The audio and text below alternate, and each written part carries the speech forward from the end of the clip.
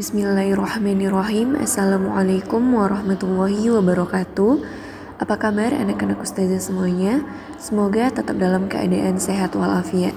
Bertemu lagi dengan materi IPS kelas 9 bersama saya Ustazah Restu. Hari ini kita telah memasuki bab 4 dengan judul Masa Kemerdekaan sampai Reformasi Negara Indonesia. Dan hari ini kita hanya akan membahas pada masa awal kemerdekaan.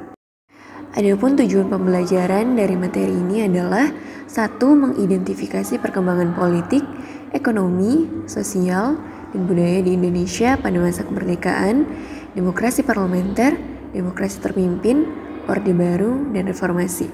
Dan yang kedua, menjelaskan perkembangan masyarakat Indonesia pada masa kemerdekaan, demokrasi parlementer, demokrasi terpimpin, Orde Baru, dan reformasi.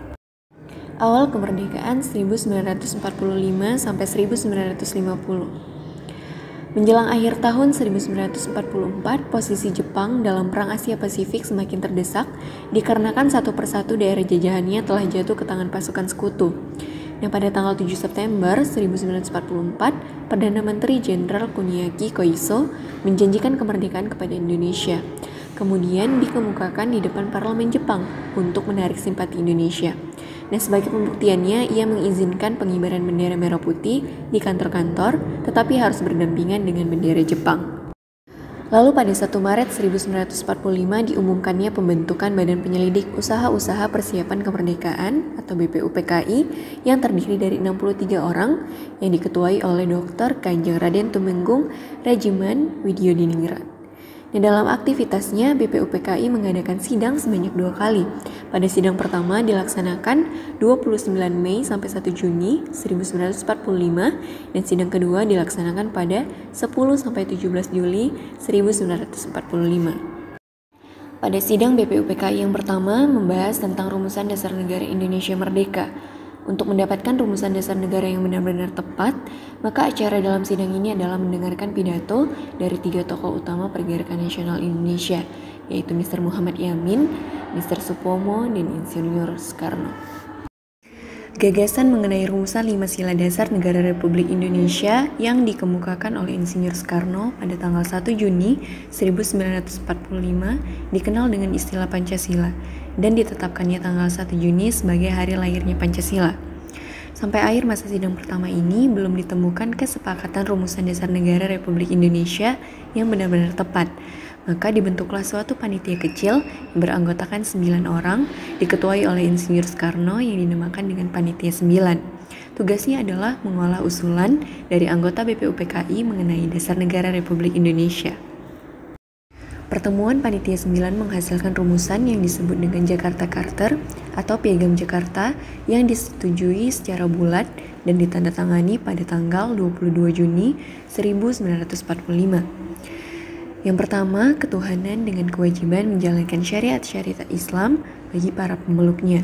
2. Kemanusiaan yang adil dan beradab. 3. Persatuan Indonesia. 4. Kerakyatan yang dipimpin oleh hikmah kebijaksanaan dalam permusyawaratan perwakilan, serta keadilan sosial bagi seluruh rakyat Indonesia. Kemudian, pada sila pertama diganti menjadi ketuhanan yang Maha Esa sesuai dengan keadaan masyarakat Indonesia. Sidang BPUPKI yang kedua membahas rencana Undang-Undang Dasar dan membicarakan bentuk negara. Mengenai bentuk negara, mayoritas peserta sidang setuju dengan bentuk republik. Nah, selanjutnya BPUPKI membentuk panitia kecil yang beranggotakan 19 orang untuk mempercepat kerja sidang. Panitia ini bernama Panitia Perancang Undang-Undang Dasar yang diketuai oleh Insinyur Soekarno. Panitia ini menyepakati Piagam Jakarta dijadikan sebagai inti pembukaan Undang-Undang Dasar. Nah, Panitia Perancang Undang-Undang Dasar juga membentuk panitia lebih kecil beranggotakan 7 orang yang diketuai oleh Supomo untuk merumuskan batang tubuh Undang-Undang Dasar. Pada tanggal 14 Juli 1945, Panitia Perancang Undang-Undang Dasar yang diketuai oleh Soekarno melaporkan hasil kerja panitia, yaitu tentang pernyataan Indonesia Merdeka, pembukaan Undang-Undang Dasar, dan batang tubuh Undang-Undang Dasar. Dengan demikian, Panitia Perancang Undang-Undang Dasar telah selesai melaksanakan tugasnya. Dan pada tanggal 16 Juli 1945, BPUPKI menerima dengan bulat naskah Undang-Undang Dasar yang dibentuk oleh Panitia Perancang Undang-Undang Dasar.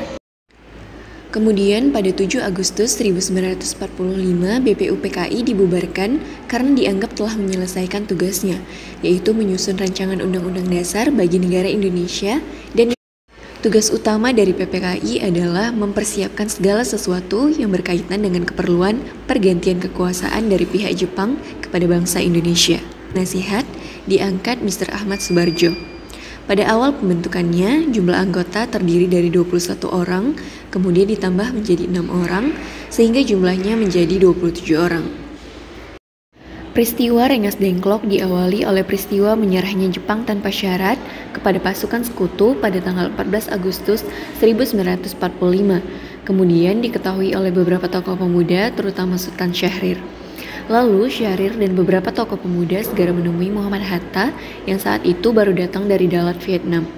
Bersama Muhammad Hatta, Syahrir dan beberapa pemuda menemui Soekarno di rumahnya.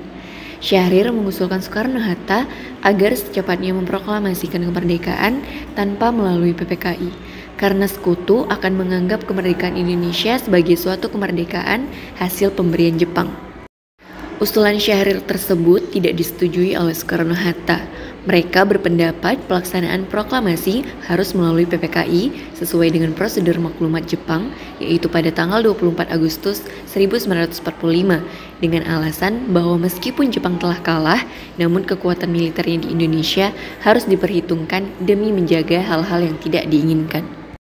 Perbedaan sikap ini mendorong para pemuda kembali berunding pada pukul 24 menjelang 16 Agustus 1945 yang dihadiri oleh Soekarni, Khairul Saleh, Yusuf Kunto, Muwardi, Syudangko Singgi, dan Sucipto.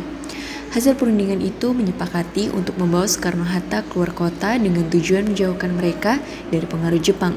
Selanjutnya, pada 16 Agustus 1945 pukul 4.30, Soekarno-Hatta dibawa para pemuda ke Rengas Dengklok, Karawang, Jawa Barat. Sesampainya di sana, Soekarno-Hatta dan rombongan disambut baik oleh pasukan peta pemimpin Syudangko Sebeno. Niat para pemuda untuk mendesak Soekarno-Hatta tidak terlaksana, namun Soekarno-Hatta tetap pada pendiriannya untuk tidak melaksanakan proklamasi kemerdekaan sebelum adanya pernyataan resmi dari pihak Jepang tentang menyerahnya Jepang kepada sekutu. Selain itu, kemerdekaan tetap harus dimusyawarahkan dulu dalam sidang PPKI. Di tengah suasana tersebut, Ahmad Subarjo datang beserta sekretaris pribadinya Sudiro pada pukul 17.30 untuk memberitahukan kebenaran menyerahnya Jepang kepada sekutu. Mendengar berita itu, Soekarno-Hatta akhirnya bersedia memproklamasikan kemerdekaan Republik Indonesia di Jakarta. Ahmad Subarjo memberikan jaminan dengan nyawa sendiri bahwa proklamasi kemerdekaan akan dilaksanakan esok hari selamat-lambatnya pukul 12 WIB. Dengan jaminan yang meyakinkan tersebut, akhirnya Syudangko Sebeno bersedia melepaskan Soekarno-Hatta. Perumusan teks proklamasi kemerdekaan Indonesia. Pada malam hari 16 Agustus 1945 pukul 20 WIB, Soekarno-Hatta beserta rombongan berangkat menuju Jakarta. Mereka tiba pada pukul 23 lalu menuju rumah kediaman Laksamana Maeda. Tempat ini dianggap aman dari ancaman militer Jepang karena Laksamana Maeda adalah kepala kantor penghubung Angkatan Laut di daerah kekuasaan Angkatan Darat. Di kediaman Laksamana inilah rumusan teks proklamasi disusun. Insinyur Soekarno menuliskan konsep proklamasi kemerdekaan Indonesia yang akan dibacakan esok harinya. Muhammad Hatta dan Ahmad Subarjo menyumbangkan pikirannya secara lisan. Kalimat pertama dari teks proklamasi merupakan saran Ahmad Subarjo, sedangkan kalimat terakhir merupakan sumbangan dari Muhammad Hatta.